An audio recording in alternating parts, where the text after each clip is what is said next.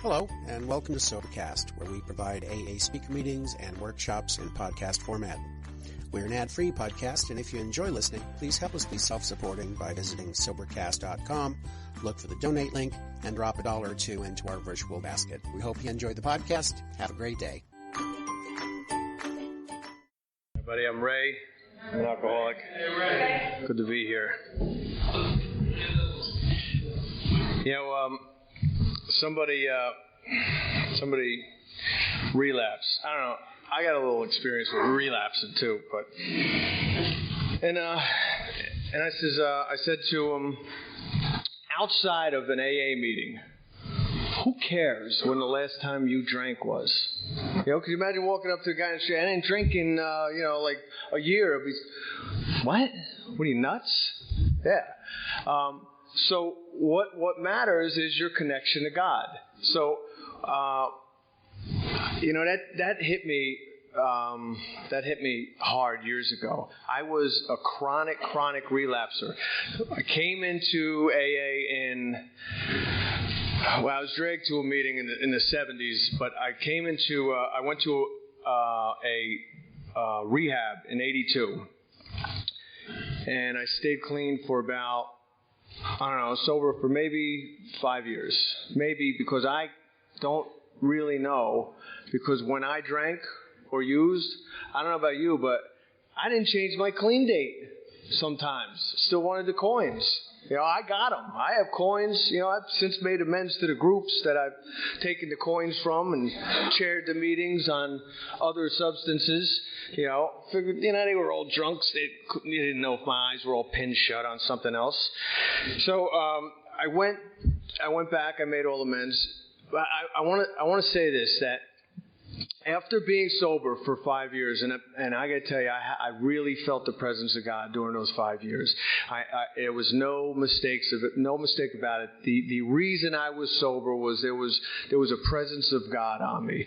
I did some kind of step work, certainly not out of this book. I did the family amends. I did some of the easier amends, but it was enough, and I had enough of God's grace on me that it lasted for like I said, about 5 years. I don't know. When I picked up it, I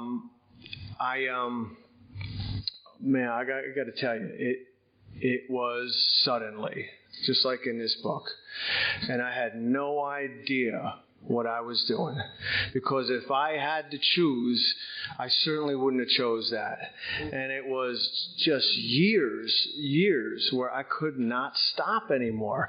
And finally, I just figured I'm destined to be one of those guys coming in and out of rooms that never, ever stops drinking again. And so I remember going to these meetings, and they were just tired of me. They were just saying, who relapsed, me, and they didn't have anything for me. They didn't know what to do. And I moved, thank God. I see it all now as God's grace. I moved, and I was in this meeting. I'm sharing again. I don't know what the heck I was sharing about, but I certainly wasn't sober, or wasn't staying sober.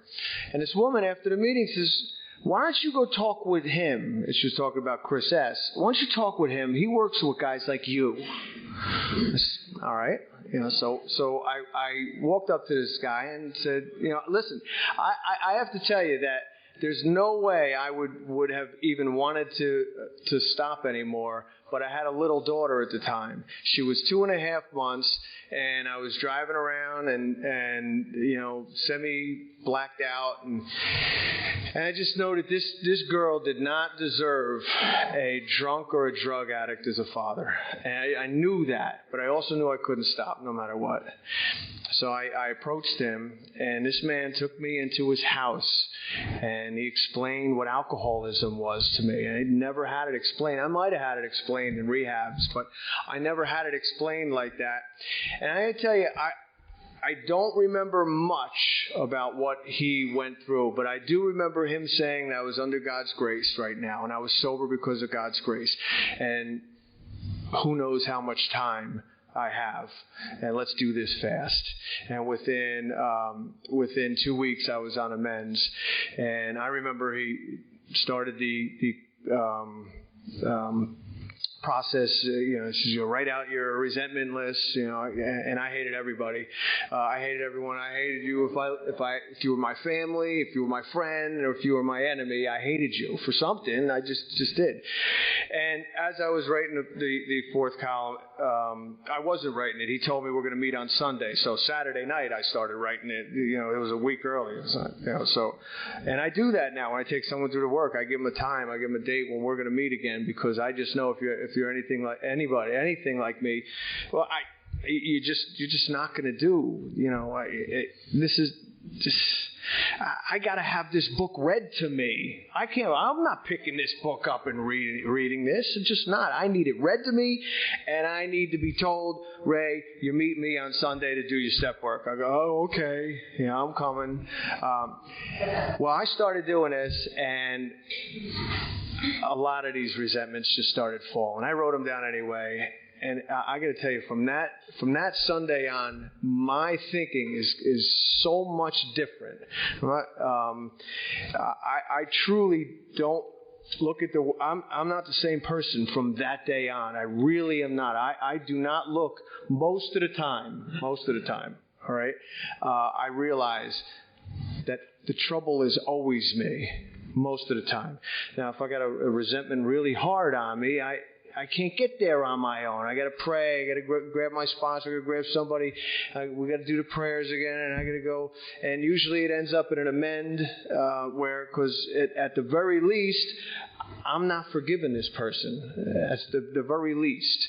And I know now that resentments lead to amends. So. I can't think about that, because I'll just start saying, well, I don't really have the resentment because I don't want to make amends to this guy. I hate him. But we're talking about accessing God, accessing the power of God. Well, I'll tell you what. I know how to not access the power of God, and that's to have a resentment on me. I have absolutely no power to stop not drink to stop drinking if I have resentments on me. It's over and over again. I have proved that. So it is life or death for me to not have resentments. And years ago, when I had 100 resentments, throw another one on. It didn't matter. But now that I'm living free, one resentment is way too much. It's just too much. I can't live with one resentment. And I know the tough ones are if there's someone that it's an ongoing relationship, work or family or friends. I understand that. But it's still, it's so important that I live free from resentments. Obviously prayer and meditation, and I even go to church now. I switched from. Let me step back. I relapsed years ago. I was doing the amends. I was even paying people back money that I owed them, because that made no sense to me. I was a big thief too. What made no sense is, why should I pay back money to someone who I got away with robbing? It just made no sense. You're talking. I was. If I went to a candy store or any other store, if something fit in my pocket, I thought you were a sucker if you paid for that. I was in a rehab. I was in a halfway house, rather, one time, and the guy's, I'm shoving cigarettes down my pockets. And he goes, what are you doing? He's the guy that drove us there. You're going to get kicked out for that. I go, it's cigarettes. What are you talking about? I really didn't understand that was wrong. I knew not to get caught, but I didn't understand that it was wrong, morally. Chris says you do good, esteemable acts, you get good self-esteem. You do bad action, you feel bad about yourself. And my actions also. If I'm causing harms, I'm doing bad actions, I'm not going to. I'm certainly not going to have a connection to God. But I went from I relapsed years ago, and I was a step Nazi, man. I was taking people through to work, and no, I'm sorry. I was doing all my amends. I wasn't taking people through to work. That's what it was. But I was judging people.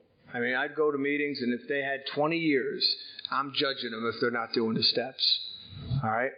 And relapsed, and after about a year and a half was the best. It was a good cure for that, because it humbled me. And what happened was I got sick. I don't talk about this too often, but it's what happened to me.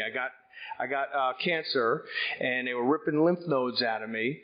And one of the early readings of the AA guys was "I Will Lift Up Mine Eyes" from Glenn Clark. And I had this book for a couple of years. Chris told me to get it, and I had a couple of these books. And in that one book, he was talking about this guy who had a nervous breakdown, and he was recovering in the Great Lakes somewhere. All right, it was one of the Glenn Clark books. I think it was that one. And his rehab was he was rowing. He would row a boat, and he was a really wealthy guy, and he was starting to get better, and he was actually going to be able to go back to work. And one day he was rowing a boat, and he fell asleep. He was on a Great Lake, and he floated out into the middle of the Great Lakes, and it's like an ocean, and it's starting to get dark, and he wakes up, and he says, "Oh no." And he starts praying. He's asking God for help. And he says, just then it dawned on him that here he was asking God for help, but he has never, ever done anything for God in his whole life. And he's going to devote half his life or 50% of his life, something like that, to God. And I'm reading this just when I'm saying, "Oh, God, help me." And I says, "You know what? All right, I'll work with others." And I started working with other people. And there was a couple reasons. One, I was lazy. I didn't want to work with people because I was lazy. Two, I had better things to do, like watch TV. And three, I was afraid. I was afraid to say the wrong thing because I didn't know this book. Like I said, I had people read it to me. I never really read it myself. I started taking people through the work. And obviously I'm still here, and everything worked out. But that really changed my life. I can't even tell you how much that changed my life. Working with others, some of the closest relationships I have in the whole world are the people that I've taken through the work. And I got to tell you, I'm not crazy about the name sponsee, because I think it puts someone on a higher level, because I watch guys I've taken through the work, and man, they are, I go to them for advice. I go to them when I'm not hooked in, and thank God. So I think we're all brothers and sisters when we get through this, and we're all connected. And I've gone from that to and I was really, really hardcore. If somebody didn't want to go through the work, or if somebody was balking on amends, I didn't have too much compassion, I got to tell you. I would say, you don't want it, and I'd go to the next person. I was working with lots of people. And not too long ago, somebody was talking about me to someone else. I heard about it, and they says, "Oh, what do you want to go to him for? He's the easier, softer way." Talking about me. I said, "Wow, I must be getting spiritual, because I'm not going to drop somebody like I would have years ago. I'm just not gonna. In the book, Working with Others, and another way, if you want to access the power of God, work with others. When I'm off, it's really difficult for me to get into self when I'm working with others, and in working with others is if you persist. And I never read that years ago. I was always putting the onus on the person I'm taking through the work. But it also says, we walk hand in hand, and I have to persist. Sometimes some people take a little longer. So what? Sometimes, ready for this? I'm going to say it. Maybe they don't have to do all the amends. I don't know. I didn't believe that years ago. I got to tell you, sometimes people get sober in church, and they don't have to do what I do. And it doesn't matter to me anymore. I guess that's what I'm saying. It really, what matters to me is that I do my part. I pray, I meditate, When I have a resentment on me, I'll tell you something about resentments. One time Chris asked me to speak on amends, and I'm talking, I don't know what I'm saying, but I'm sitting amends. I can't do amends without talking about resentments, because the resentments for me ends up, most of the time it's a resentment that ends up being an amend, or, it could be just a harm, but a lot of times it's a resentment. And as I'm talking, I said, I got resentments. I got resentments, but I classified them. I put them in a different category. They were work. It's got nothing to do with, me and everything else. That's not true. That was affecting me, and I had to go and make amends to those people. There was 3 people, and I had to go make amends to them. And the 11th step. You could go to page 52 if you have those bedevilments on you. This is just funny. When I walk into a meeting for the first time and I have all these bedevilments on me, and they tell me to stop no matter what. And I said, well, wait a minute. I have trouble with my personal relationships. I can't control my emotions. I'm miserable. I'm depressed. I can't make a living. I feel useless. I'm unhappy. I'm full of fear. That's why I drank. That's the reason I drank, and alcohol did work for that. I drank. I'm not that unhappy, at the moment. Not that fearful. Yeah, it did work, but obviously, what goes along with it is trouble. So I go through this work, and I can't tell you all the different types of, be quick to see where religious people are right. Well, I wasn't quick, and I certainly didn't see, and I certainly wasn't quick. I used to make fun of people that would go to church. I thought they were weak. One of the lines that really hit me hard out of this book was, paradoxically, men of faith have courage.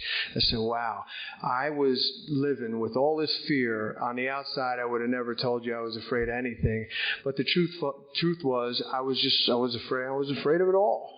And when I have real faith, I am not afraid. What came to me when I had that cancer was, you know what? If I'm going to die, how do I know it's not better that I go than to live? And here's what I mean. Maybe my will would have been to live and, God forbid, be driving with my daughter in the car and cripple her. Well, I'd rather be dead than that. It's not my choice. It's not my business, rather. If I was to go, I was going to go. And that was faith. And what's scary is for 2 weeks before I got diagnosed with that cancer, I was praying for more faith. So really be careful if you're praying for more faith. Like, say, God, give me more faith, but don't give me cancer. You got to throw some other things on it.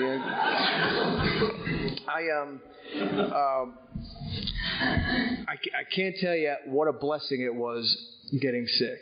I can't even begin to tell you, because I wouldn't have that kind of faith. And then when the everyday problems come and the fears come, financial insecurity, that's been on me a little bit. I had some other illness that was on me a little bit. And what happens is you get kind of battle tested. Why does time matter? Time matters because you're gonna when someone has lived sober through those trying times and rested on God rather than alcohol, I want what that guy has. I want what that woman has. That's everything for me. That's walking through life without being afraid and having absolute faith. Faith is trust, and if I have that kind of faith, what do I have to worry about? If God is right here, right next to me, with His arm around me, what do I have to worry about? Well, that's real faith and real trust. And there's some things that I got to tell you, the scary thing is I don't deserve it, and sometimes there's nothing I could do to have it. There's nothing I could do. I pray I think the prayers really matter. Prayers, meditation. I meditate. I meditate on the Word in the Bible now, rather than just, years ago I used to do Hindu meditation, clear my mind. But what matters is I keep growing toward God. That's what matters. I was always short with my child, and like if years ago if she would drop something, I would get upset, and my father was like that. I don't know if it had anything to do with it, maybe, but it's not something I like about myself, and I have been noticing that's going away. I just don't care. I don't care if you drop something. I don't care if you, what matters is tolerance and patience. And I would not have been close to get any of that if it wasn't for that man taking me into his house. And I didn't look like I look right now. And he brought me into his house, and he this guy just showed love to me when I did not love myself anymore. I tell you, it was not. It wasn't a pretty picture, and he took me through this work. I got to tell you, I have. I want to talk about this one amend I made. It was a house a couple houses ago, and I brought my neighbor in my backyard was going to call the township on me because mud was going down on his house, and I says, you know what, let me use this. I'm furious. This was years ago. I'm furious. I want to do everything from attack him to just... the back of his house was facing the back of my house. I could just throw rocks at his house for his whole life. This is where my thinking goes, So I said, let me use this. And I wrote it out, and called somebody up. And all right, why was that? Well, the guy's name was Bob. I'm mad, Bob. Why is Bob? Why am I mad at Bob? Bob is going to call it authorities on me, and what's it affect? Affects everything but pocketbook and a lot of other stuff. And then I pray, fourth column. I brought 100 tandems of dirt into my backyard. It wasn't a big backyard. 100 tractor trailers of dirt into the backyard over the weekend, because I knew it was illegal, because I knew we only allowed 3 trucks because it changes the grade. I mean, that beep, beep, beep all weekend long. And I'm sitting with piles of dirt. It's July, it's supposed to be dry. And we had the biggest rainstorms that we ever. It looked like California mudslides. It just went onto his yard. This guy had a beautiful manicured, like he had flowers and trees, and I'm mad at him. I'm mad at him after doing this work. I says, oh my God. I grabbed the shovel. I walked into the back. I just sunk. I mean, it was just too much. It was just so much. I went back in the house through the show. I walked around. I made amends to this guy. I mean, right there. I just made amends to this guy. And I hired landscapers to fix it. And you know what? When he dropped his daughter off at the same school that my daughter was going to, I didn't have to hide or wait for him to come first or have an altercation with him. And you want to talk about being tapped into God. Well, without that thinking, without this process, I am just completely shut off from the sunlight of the Spirit. I don't get this. I'm just not wired like that. I'm wired as self. I run on self. I'm self-centered fear. I'm afraid. I'm selfish. I'm self-centered, and I don't give a shit about anyone. And the truth is, when I go through this process, it's a real easy process. This step work is, it's not that big a deal. If you haven't done the steps, go do the steps. It's not that hard. I go through this process. I get to the other side, and I can walk around. I don't have to hate this guy, Bob. I don't even have to hate myself anymore. And I really don't hate myself. I hated myself for years.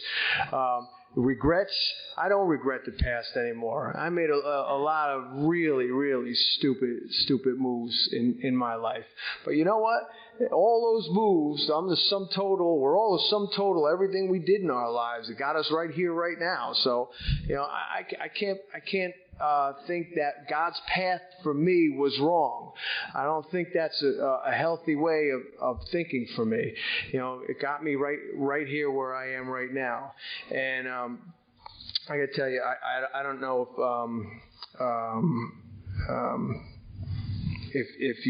if anyone here has relapsed, or if anyone's had some doubt, because I certainly did. There was a number of times in the past, before I got through this work again, that I thought that I'm never going to get that connection with God again. I really thought that was going to happen. I knew I had a connection, and then I knew it was gone, and I said, oh no, I ruined it. I'm never ever going to get it again.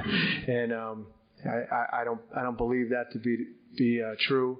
I think prayer, meditation, working with others is key. Just keep asking. I know God, He just answers all the time. I want to thank this group for asking me to speak, and I want to open up I'd like to open up the meeting now to for people to share questions or anything. All right.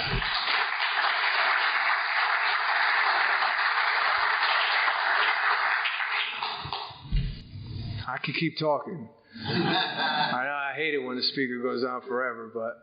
Turn, so thank you for your share. So, I love what you said. God is or He isn't. When I'm in the gray area, I'm on God isn't, and I don't even know it. There is no gray area. I think we're all pretty extreme in here. God is or He isn't. They didn't write down God is, or maybe He's like maybe a little bit, and maybe He wrote God is or He isn't, and. If I start saying, well, I don't know, I'm on God isn't, thanks. Sometimes we got to watch them die. I know I have. I don't know, but for the grace of God, my ego was was put on check for a little while so I could hear something. But man, you are right. I don't know if anybody got an answer to that one. What do you do when the ego's so big that they're not teachable? Hey, Scott. I don't have an answer to that. Thank you. Thanks. I was going to make amends to someone for about the third or fourth time, and a buddy of mine grabs me and says, "When are you going to make amends to God? For hating on this person?" And it never dawned on me. I said, "Wow, here I am. I'm everything God's ever given to me, and all I do is ask. Here I'm not forgiven. I'm not living the way God wants me to live. I'm just God give me this. God give me that. Help me with this. Help me with this." He goes, "When are you going to make amends to God?" I said, "I never thought of that.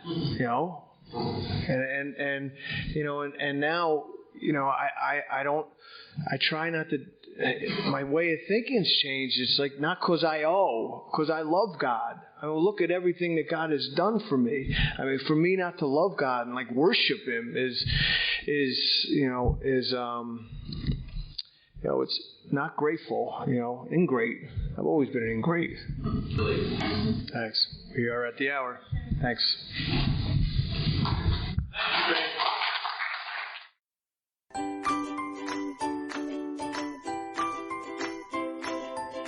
Thanks for listening. I hope you enjoyed the podcast. Sobercast is ad-free, and we'd like your help in order to keep it that way. So if you'd like to help us be self-supporting by pledging $1 or $2 a month, visit Sobercast.com and look for the donate links. Thank you very much.